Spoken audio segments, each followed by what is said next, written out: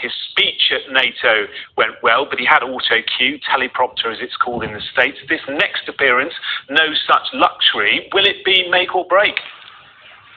I think it will be a moment that everyone is watching. As I walked in here to the hall where the NATO conference is taking place this morning, I bumped into a diplomat I know from a Western country who, for his only comment to me was all eyes on Biden, Clearly, they are all watching this. I mean, they're not talking about it publicly. It would be very undiplomatic for any of the leaders or any of the delegations publicly to question the ability of the American president. But it is certainly on their minds, and it is on the media's mind as well. I've been struck that the US media has been focused far more on Biden and his woes than they have been on what Biden would want them to focus on, which is this, the summit itself. The news conference is key, and remember that President Biden very rarely does these news conferences. He has done fewer news conferences than any other president in recent history.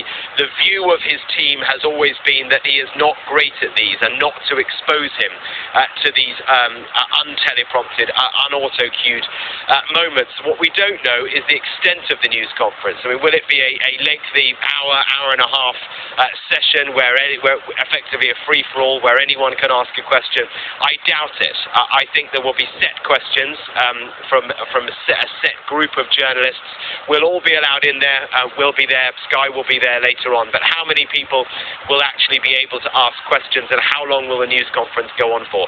That we don't at the moment know. But there's no question, Jonathan, that the pressure on President Biden is absolutely huge. We know that on Capitol Hill, lawmakers in the lower house, a number of them, I think it's 10 or so now, on his own side have called for him to step aside.